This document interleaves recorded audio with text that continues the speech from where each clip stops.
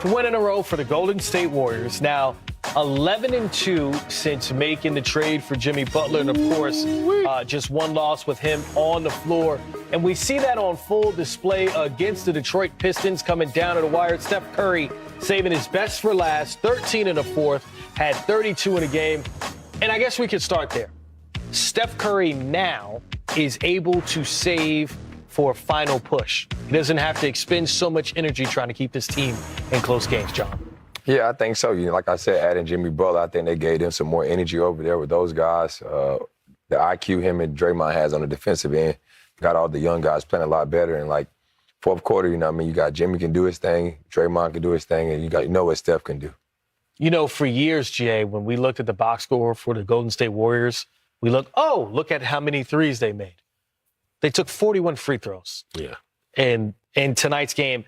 And you look back before the Jimmy Butler trade, there was not a single night. I don't have to go ask our stats guy about that. They weren't taking 41. Yeah, we looked at those stats prior to the game Tuesday night against the Knicks, and I think at the time they were near the bottom in terms of free throw attempts. Since he's been there, they're top three. And the thing about getting to the free throw line, it does so many things for you. One, it allows you to set your defense. It allows you to control tempo.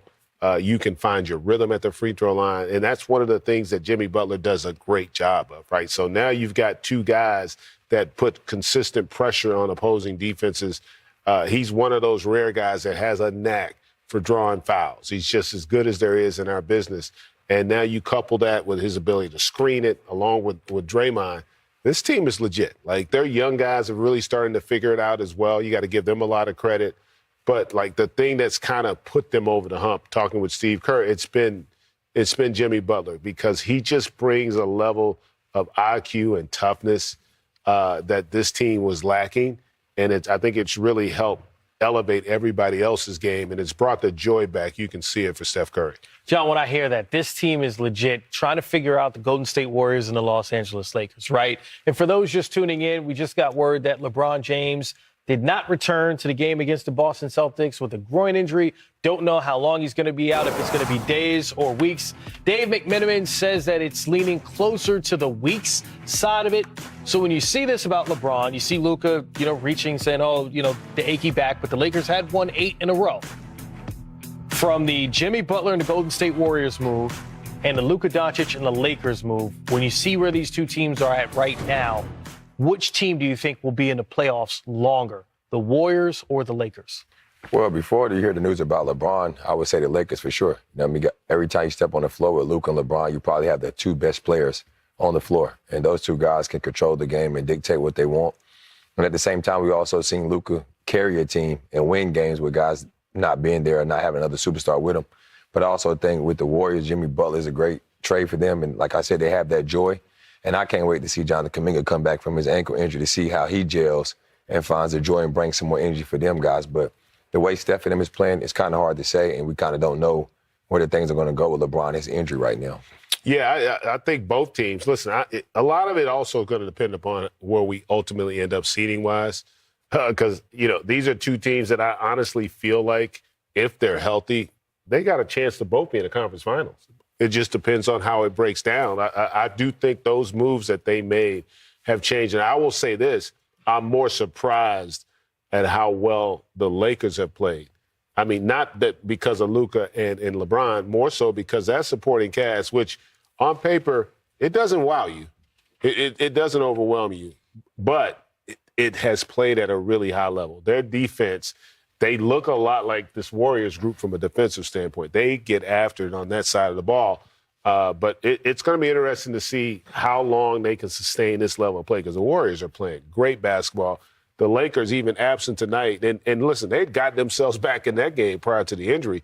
That was a really interesting game. And even in that game, their defense showed up. Like, they defended well enough to have a chance to win tonight against a great Boston team. So I think those are two teams. If you're a fan of either, you got to be excited for the push here to as we get ready for the postseason. You know, it'd be great. Those two teams, if the playoffs started today, would meet in the first round at the 3-6 matchup. And you talk about a box office, and the Orlando Magic trying to snap their 5-game losing streak against a Bucks team that has won 8 of their last 9. Magic currently on a 10-2 run. That's probably because we're sitting here with GA and stunned like his daddy. Watch Cole get that shot out of here on Giannis. Okay. Yeah, that might go viral. GA in your day, could you do that? Yeah. Oh, I could. I mean, most guards can do that because he's not getting that run and start. And so you get an opportunity to at least time it. But I probably wouldn't have wanted to try it. That could hurt. Cole Anthony real. Speaking of dads and their kids, how about 3D and his son Trey at the Atlanta Hawks game, sitting in some very good seats, Trey. Of course, we, wishing for him to have a great college career his freshman year at Georgia State. The Atlanta Hawks up by 12 over the Indiana Pacers. No Tyrese Halliburton tonight. But Ben Mathurin has been on one. Mathurin, you see him getting a bucket there. So far for the Pacers off the bench, 17 points. But again, I mentioned Tyrese Halliburton not playing tonight. Pacers currently on a 9-0 run. That game feeling like it could get a bit crunchy. First player in NBA history with 500 assists before 100 turnovers in a season, Tyrese Halliburton. It's almost like because of how he peaked last year and how this season started, we almost overlooked how great he was playing. And then you hear that stat, GA, 500 assists before 100 turnovers, first NBA player ever to do that. Yeah, it's an incredible feat. To me, a little different type of player, but a similar mindset. He's like a modern-day John Stockton, because he really, truly is a pass-first guy who can score, but he's at his best when he's facilitating. That's naturally how he wants to play the game. And I think they're at their best when he's able to do that. When they need him to score is when I think as a team sometimes they're not putting their best foot forward. So it's an impressive accomplishment. I mean, anytime you do something first, that's not something that's predicated off three-point shooting, right? Because that's 500 assists before 100 turnovers. That's a 5-to-1 assist turnover. That's incredible. And especially when you're the guy. Right, it's not like we're looking at the Pacers like they have a leading scorer that he's just feeding. Like he's your best player, and for him to have those kind of stats where his responsibility is to facilitate, that's impressive. Yeah, 0-2 the Pacers this season when he doesn't play. This is the third game that he's out. Halliburton, a hip injury, that is why he's out tonight. So, John, when you hear that stat, what do you think of as a guy that was one of those guys who get people involved? That's great. I mean, and he also is the guy that got to make a lot of plays for their team to go.